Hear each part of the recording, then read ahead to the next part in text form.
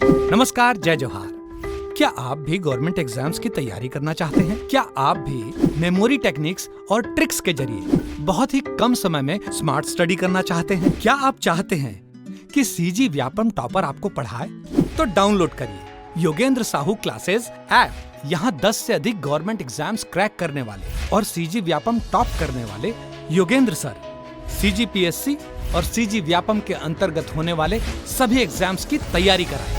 तो डाउनलोड करिए Yogendra Sahu classes app to be the best, learn from the best.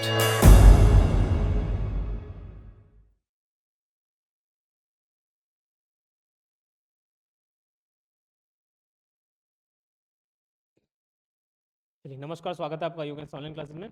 इसके PDF पहले ही बता चुका हूँ, टेलीग्राम में मिलेगा, टेलीग्राम में मिलेगा, टेलीग्राम में मिलेगा। आप लोग शुरुआत से देखते नहीं हो, लेक्चर बीच बीच से देखते हो, स्किप कर करके देखते हो, है ना?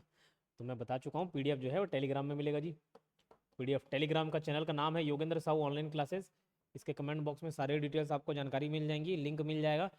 कोर्स भी खरीदना चाहें कोर्स भी खरीद सकते हैं। ठीक, बिना देरी के स्टार्ट करते हैं। अभी देखो, आपके कहने पर मैं, आप कमेंट कर रहे हो कि नहीं सर 2 वीडियो लाओ 2 वीडियो लाओ, तो बैक टू बैक मेहनत कर रहा हूँ। 2-2 3-3 वीडियो एक एक दिन में लाने का प्रयास अब है, ताकि ये जल्दी से जल्दी खत्म हो। कुछ हाई लेवल लैंग्वेज के बारे में पढ़ते हैं, कुछ हाई लेवल के लैंग्वेज के उदाहरण देखते हैं। और ये एकदम इंपॉर्टेंट है, मोस्ट इंपॉर्टेंट टेबल चार्ट, रट लेना इसको, अब रटा रहा हूँ। सबसे पहले पढ़ना है आपको फॉरट्रेन के बारे में। फॉरट्रेन का फुल फॉर्म है फॉर्मूला ट्रांसलेशन। फॉर से फॉर्मूला, ट्रांस से ट्रांसलेशन। इसका आविष्कार करता कौन है, इस बात को याद रखना, कौन है? तो जॉन बेकस। अब इसको फॉर्मूला फॉर्मूला किस में यूज होता है? मैथ्स में। और मैथ्स हमको बकवास लगता है कि नहीं लगता? मैथ्स बकवास लगता है, सिर्फ बेकस याद रखना, जॉन बेकस। क्या याद रखना? जॉन बेकस। वो विशेषता वाली को याद रख लीजिएगा, वो कंपाइल्ड है कि इंटरप्रेटेड है, उतना उसको छोड़ो, है ना? कंपाइल्ड है कि इंटरप्रेटेड, उसको ध्यान नहीं देना। वैज्ञानिक कार्य एवं गणितीय सूत्रों का हल हेतु प्रथम उच्च स्तरीय भाषा। वैज्ञानिक कार्य एवं गणितीय सूत्रों का हल हेतु प्रथम हाई लेवल लैंग्वेज था कौन सा? फॉरट्रेन फॉर्मूला ट्रांसलेशन, वो याद रहेगा। दूसरा इंपॉर्टेंट है, ईयर भी याद रखना, 1957। कैसे याद करोगे? जैसे फॉर्मूला हमसे मैथ्स नहीं बनता तो हम लोग थोड़ा साथ साथ बना लेते मिलके, साथ साथ से 1957 याद रख लीजिएगा। एल्गोल, जस्ट एक साल बाद एल्गोल बना। एल्गोल का फुल फॉर्म है एल्गोरिदम लैंग्वेज। एक साल बाद मतलब 1958 में वैज्ञानिक काम के लिए algorithm language. COBOL, COBOL common business oriented language. कौन इन्वेंट किया? ग्रास हॉपर ने। ग्रेस मिलता है कहीं पे, ग्रास मिलता है, grass hopper, grace hopper. Common business oriented language, ये किसके लिए? व्यवसायिक कार्य हेतु प्रथम प्रोग्रामिंग भाषा। ध्यान देना, फुल फॉर्म में ही बिजनेस है। कमर्शियल पर्पस के लिए, कमर्शियल पर्पस के लिए पहला प्रोग्रामिंग लैंग्वेज कोबोल। खाली पहला programming language Fortran. Commercial purpose के लिए COBOL. Common business oriented language grace hopper. ठीक, कैसे रखना? हाँ बोलना, हाँ बोलना, हॉपर बोलना से कोबोल। ठीक, स्नोबॉल, स्नोबॉल बोल से यहाँ पे देखो बैला टाइप का आ रहा है, बोल बैला। बेल लेबोरेटरीज द्वारा इसका आविष्कार किया गया है। बेसिक, बेसिक 1965 में आविष्कार किया है। कई बार पूछा गया क्वेश्चन है, कब? 1965 में।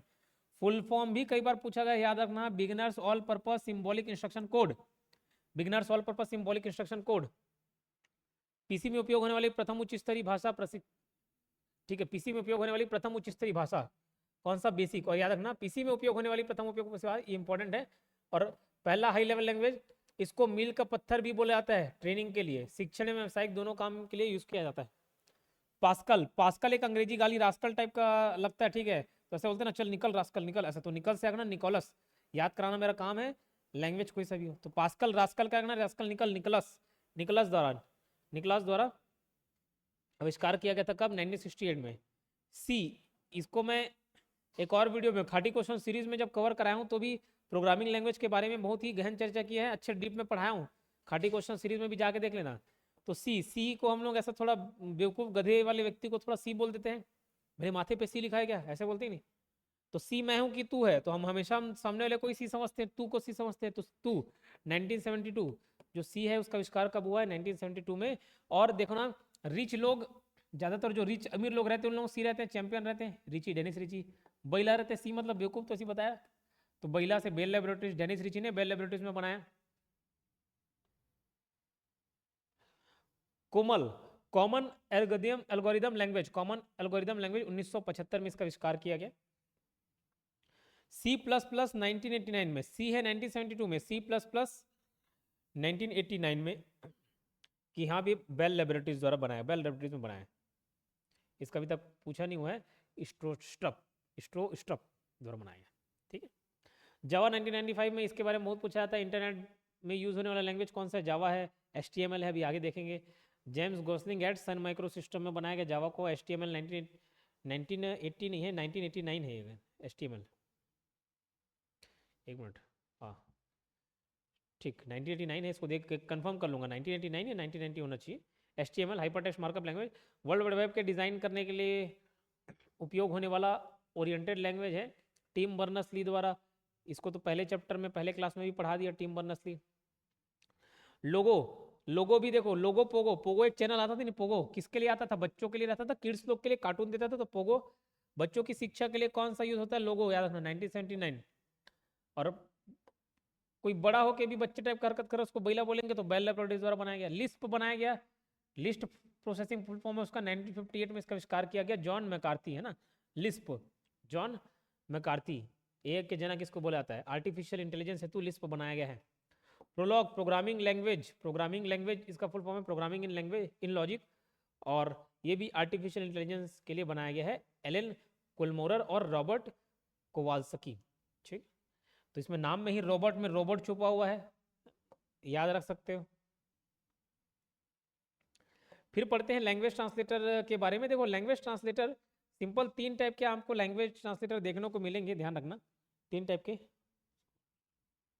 के लैंग्वेज देखने को मिलेंगे, लैंग्वेज ट्रांसलेटर देखने को मिलेंगे।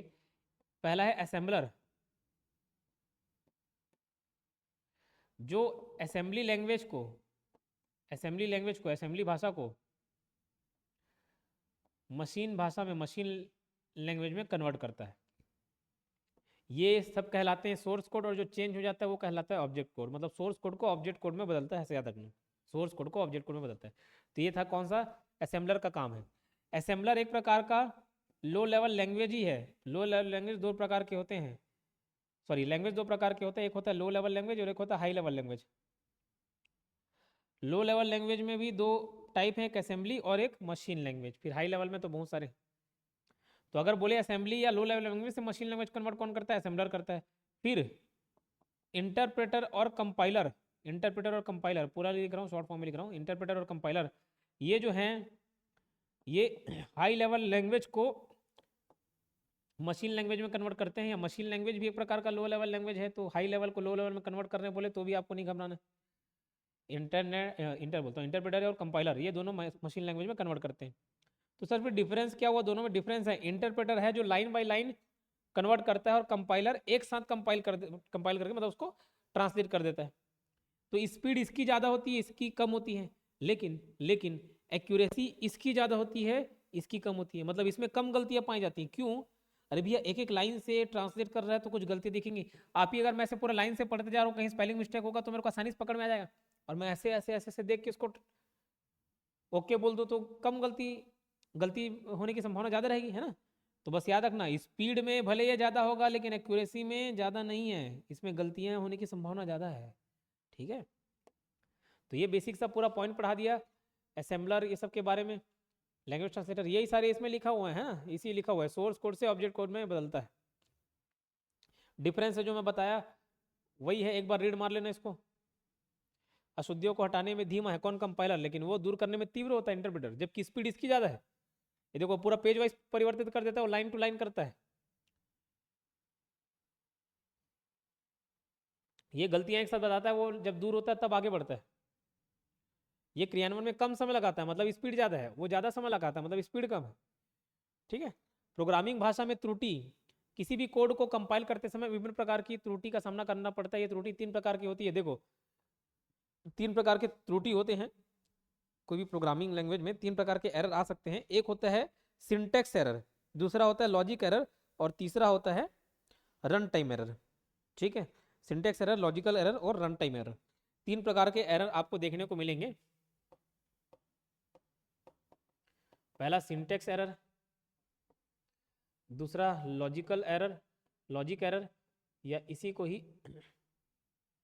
एक और नाम है लॉजिक एरर, और तीसरा आपको मिलेगा रन टाइम एरर। क्या, रन टाइम एरर।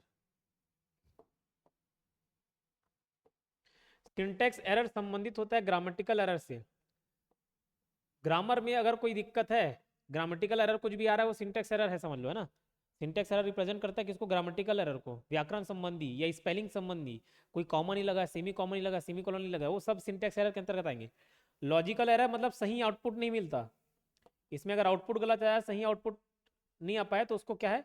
सही आउटपुट नहीं आ पाए तो वो लॉजिक एरर है। रन टाइम एरर क्या होता है? इसमें ऐसा है कि सब चीज ठीक है, सारे प्रोग्राम ठीक है, उसके बावजूद कुछ बोल रहे हैं तो काम नहीं कर रहा है, प्रोग्रामिंग कमांड दे रहे हैं लेकिन काम नहीं कर रहा है। कौन सा? रन टाइम एरर, ठीक है। या इसी को ही एग्जीक्यूशन एरर भी बोला जाता है। क्या बोला जाता है? एग्जीक्यूशन एरर भी बोला जाता है। रन टाइम एरर को एग्जीक्यूशन एरर, ये सबके नाम अंग्रेजी में याद रखो तो ज्यादा बेहतर है। एग्जीक्यूशन एरर, ये देखो एग्जीक्यूशन त्रुटि, रन टाइम एरर भी बोला जाता है। तो 3 प्रकार के एरर को मैं बता दिया, एक बार रीड मार लेते हैं। यह सोर्स कोड में होने वाली गलती के कारण उत्पन्न होता है। इस प्रकार की त्रुटि होने पर कंप्यूटर प्रोग्राम को अस्वीकार कर देता है। इसमें इन्हें सुधारना आसान होता है क्योंकि ये वर्तनी की गलतियां, स्पेलिंग, कॉमा इत्यादि का छूट जाना और गलत सिंटैक्स के कारण उत्पन्न होता है, मतलब ग्रामेटिकल एरर है। इसे कंपाइलर के द्वारा ढूंढा जाता है। इसकी प्रकृति स्टैटिक होती है। क्या होती है? स्टैटिक होती है।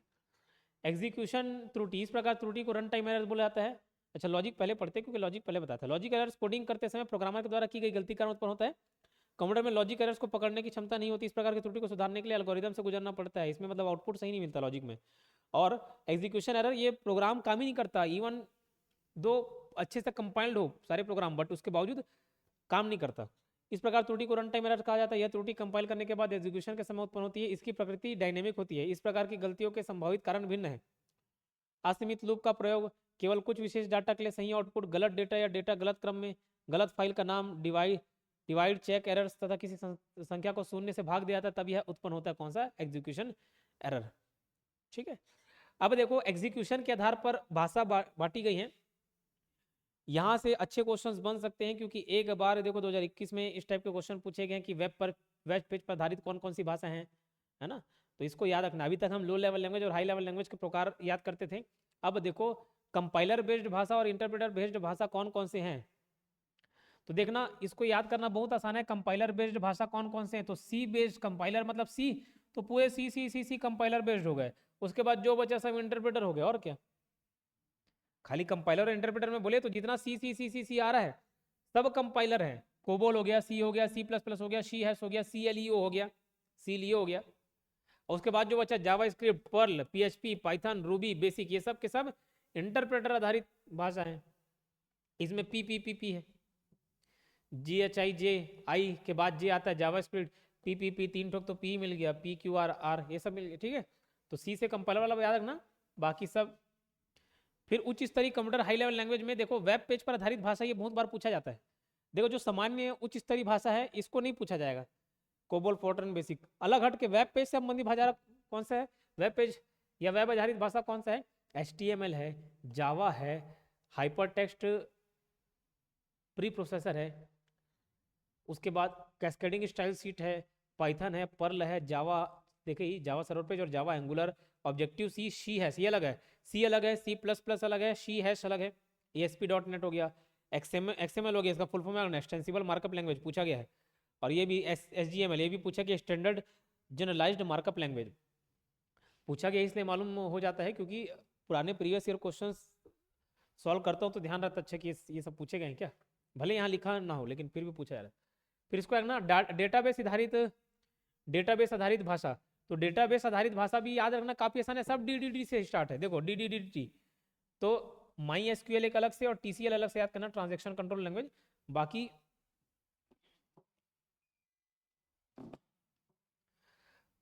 DDL data destination language, DCL data control language, DML data manipulation language, ये सारे के सारे D से डेटाबेस आधारित लैंग्वेज हैं, इनको आप याद रखेंगे।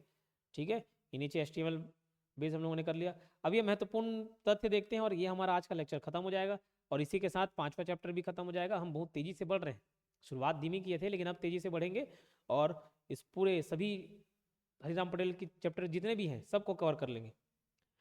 ये पूरा याद करने वाला चीज है, ये वेरी वेरी इंपॉर्टेंट। विश्व की प्रथम हाई लेवल लैंग्वेज फोर्ट्रन बताया था, लेकिन व्यावसायिक language COBOL, common business oriented, commercial purpose की यूज होने वाला पहला लैंग्वेज कोबोल, तो ये नॉर्मल पहला लैंग्वेज था, पहला high level language Fortran.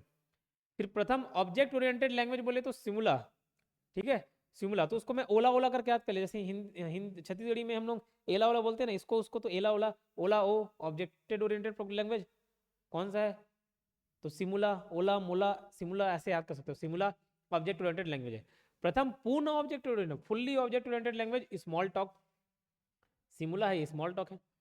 Facebook या व्हाट्सएप चैटिंग हेतु भाषा है एयरलाइन, इंटरनेट आधारित भाषा है जावा, एनिमेशन आधारित भाषा है जावा स्क्रिप्ट, निमोनिक्स कोड आधारित भाषा है असेंबली। इसके बारे में शुरू पढ़े नहीं असेंबली में, निमोनिक कोड यूज होता है पहले लेक्चर में। प्रथम व्यावसायिक भाषा कोबोल तो देख लिए। माइक्रोसॉफ्ट की प्रथम ऑब्जेक्ट ओरिएंटेड लैंग्वेज कौन सा है, विजुअल बेसिक। कुछ नोट और देख लेते हैं। Hard copy soft copy, hard copy soft copy, hard copy जो आपके हाथ में हो प्रिंट आउट हो कुछ, वो हार्ड कॉपी हो गया। सॉफ्ट कॉपी जो आपको स्क्रीन में दिखाई दे रही है वो सॉफ्ट कॉपी हो गया, है ना, जो मॉनिटर में दिख रहा है। सोर्स कोड ऑब्जेक्ट कोड जो हम लोग ट्रांसलेट कर रहे थे ना, जो ओरिजिनल चीज है जो, वो क्या है, सोर्स कोड। प्रोग्रामर द्वारा लिखा गया सेट ऑफ प्रोग्राम जिसके द्वारा सॉफ्टवेयर का निर्माण हुआ है, हाई लेवल लैंग्वेज में लिखे गए ऐसे कोड को सोर्स कोड कहते हैं। और यही सोर्स कोड इंटरप्रेटर या कंपाइलर या असेंबलर के द्वारा नहीं, हाँ ठीक है, सोर्स कोड, और वो किस में बदलता है, ऑब्जेक्ट कोड में बदलता है, ये लिखा हुआ है। सोर्स कोड को लैंग्वेज ट्रांसलेटर सॉफ्टवेयर द्वारा मशीन लैंग्वेज में बदला जाता है। सोर्स कोड के इसी बदले रूप को हम ऑब्जेक्ट कोड कहते हैं। लिंकर यह वास्तविक भाषा में लिखे प्रोग्राम को अनुवाद करने के पश्चात उसे ऑब्जेक्ट फाइल के साथ एग्जीक्यूटेबल बना देता है। लूपिंग लोडर, लोडर को पहले बताता हूँ फिर लूपिंग पे रहेंगे। ये एक सिस्टम सॉफ्टवेयर है जो एग्जीक्यूटेबल प्रोग्राम को मेन मेमोरी में लोड करने का काम करता है, नाम से ही क्लियर है लोडर। लूपिंग क्या होता है, पहले मैं वीडियो एडिट करते थे ना, थोड़ा बहुत ऐसे वीडियो एडिट करते हैं, मान के चलो कोई म्यूजिक चला रहे हैं, ऐसे कुछ म्यूजिक चल रहा है, टू टू टू टू टू, यहाँ तक बस म्यूजिक चल रहा है, लेकिन मेरा वीडियो यहाँ तक का है, तो वहाँ पे एक ऑप्शन दिया रहता था वीडियो एडिटिंग सॉफ्टवेयर में कि आप इसको लूप पे लगा दिए, लूप पे लगाएंगे ना, जैसे यहाँ पे खत्म हो जाएगा फिर वहीं से म्यूजिक स्टार्ट, फिर स्टार्ट, फिर स्टार्ट, जब तक खत्म नहीं होता तब। तो लूप मतलब होता है बार बार बार बार बार बार बार बार वही वही चीज चलना। यह एक कंट्रोल स्ट्रक्चर है जो प्रोग्राम की विशेष स्थितियों को बार बार बार बार बार बार दोहराता है। इंटरफेस कंप्यूटर सिस्टम और यूजर के बीच संबंध को कहते हैं इंटरफेस। वीबीए प्रोग्रामिंग क्या होता है, यह माइक्रोसॉफ्ट एक्सेल के अनुप्रयोग में किया जाता है। लिस्ट प्रोसेसिंग इसका फुल फॉर्म है, लिस्ट प्रोसेसिंग। यह 5वीं पीढ़ी में उपयोग होने वाला लैंग्वेज है, आर्टिफिशियल इंटेलिजेंस से संबंधित है, याद रखिएगा। HTML का प्रयोग वेब पेज डिजाइन करने के लिए किया जाता है। ये सारे एग्जाम में आए हुए क्वेश्चंस को वन लाइनर बना के डाल दिया है। ये आपका 5वां चैप्टर भी खत्म ना, कल की क्लास में हम 4था चैप्टर खत्म कर दिए थे, आज 5वां चैप्टर खत्म कर दिए, ठीक है। इसी तरीके से ये जो भी नंबर का लेक्चर होगा, 17 तो डल गया था, 18 19 नंबर का, 19 नंबर का लेक्चर होना चाहिए, जो भी है, जो भी नंबर ऑफ लेक्चर्स हो, मैं लाइन से कंटिन्यू कर रहा हूँ। 5 चैप्टर्स कवर कर लिए। और शुरुआत के चैप्टर्स आप देखेंगे इस किताब में टोटल कितने पेजेस हैं, अगर देखा जाए तो इस किताब में टोटल 192 पेजेस हैं, ठीक है। और टोटल चैप्टर्स की संख्या कितनी है पूछा जाए तो 22 चैप्टर तो है, हो गया, 192 पेजेस है, 22 चैप्टर है। और सोचो 5वें चैप्टर में ही हम 80 पेज में पहुंच गए, 79 पेज खत्म कर दिए, 80 पेज खत्म कर दिए, 80-90 पेज खत्म कर दे रहे हैं जस्ट, और 5 चैप्टर में। तो ये समझना शुरू के 5 चैप्टर में ज़्यादा समय लगा है, उसके बाद के में नहीं लगेगा, ठीक, समझ आ रही बात। तो हम लोग अच्छी स्पीड में चल रहे हैं, इस बात को समझना, ये धीरे धीरे खत्म हो जाएगा। और बार बार बार बार बार बार बार बार वीडियो को देखा करो। एक बार नॉर्मल स्पीड में देख लेना, दूसरे बार थोड़ा स्पीड बढ़ा के देख लिया करो, मस्त रिवीजन हो जाएगा। क्योंकि खुद सोचोगे कि मैं अपने से देखूँ ना, नहीं हो पाएगा। मेरा वीडियो चालू करो, सुनते रहो, और क्या, किताब को देखते रहो, सुनते रहो। थक जाओ पढ़ने के लिए तो आंख बंद करके सुनते रहो, सोते टाइम सुनो, मस्त तैयारी हो जाएगा, ठीक है। चलिए मिलते हैं नेक्स्ट वीडियो में, धन्यवाद।